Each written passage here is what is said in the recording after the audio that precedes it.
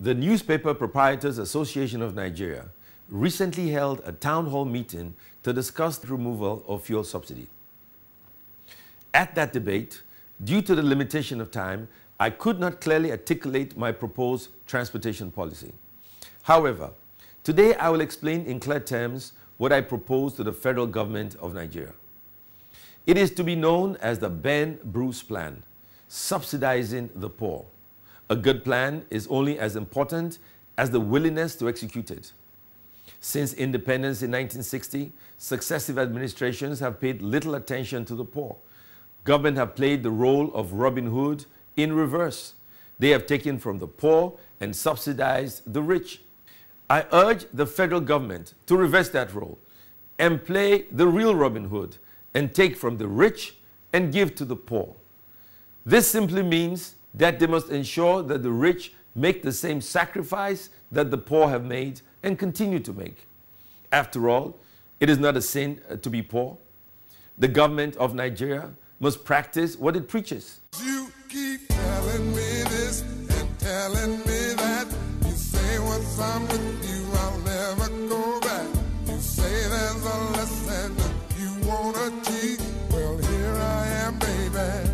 Practice what you preach. The Ben-Bruce transport policy is simple, realistic, and very achievable. I propose $2 billion annually for 10 years. This will be to reinvent and rebuild the transport sector of Nigeria and elevate the sufferings of the Nigerian masses, and at the same time grow our economy. I demand for the Nigerian masses a $500 million subsidy fund to subsidize bus and taxi services in Nigeria. I want that subsidy at 50% of the cost for all Nigerians. Many other developing and advanced economies have subsidized their transport sector. For instance, Brazil subsidized the transport sector by 70%, South Africa by 34%, Chile by 57%, United Kingdom by 49%, Belgium by 69%, and Finland by 65%. We all know the problems that have plagued our nation for decades. We all know the untold hardship our people have been through. And so did the Afrobeat legend, Fela Anikulapo Kuti, as he emphasized in many of his songs. Water lighty, food housey. Water lighty, food housey. Yeah, party pavo. Waiting to them. You mean you not know who? I go tell you. That means to say you not there for Nigeria, be that. All school children in uniform, senior citizens over 60, and children under 10 must travel free of charge by public transportation under this plan. Transport fares should not rise when the regulation starts. The government must pay the difference to the transport sector. I estimate that we spend 50 billion naira annually on transport fares. The regulation will double that and make it 100 billion naira. The additional 50 billion naira should be paid by the government.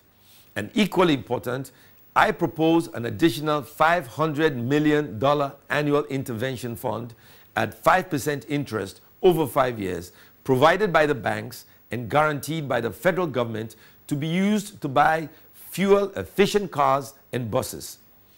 These vehicles must be among the top 5 most fuel-efficient cars and buses in the world. And more importantly, they must be duty-free. I don't have to be a psychic or a soothsayer to know that the subsidy paid by government is more than enough to make the monthly car or bus purchase payment, which we estimate at 3 million naira for cars, 11 million naira for minibuses, and 16 million naira for bigger buses. Old cars and buses should be brought to designated centers where they will be purchased for at least 300,000 naira each and crushed, so they are taken out of circulation. This will be used as a down payment towards the purchase of new cars and buses. This should also apply to any Nigerian who wishes to purchase a fuel-efficient vehicle. We must transform bus drivers into bus owners and taxi drivers to taxi owners. $500 million is needed to provide infrastructure for the buses and taxis, such as bus depots, bus terminals, bus shelters, and laybys. $500 million is also needed to replace old, unsafe, and uneconomical trucks. The same principle applies, but they will not get subsidy because they use diesel, which has already been deregulated. We must set up a transport regulatory authority to regulate the industry. We will spend in 10 years exactly 20% of the savings from the removal of subsidy. I urge all Nigerians to support deregulation if the government accepts the proposed plan. Happy New Year and God bless Nigeria.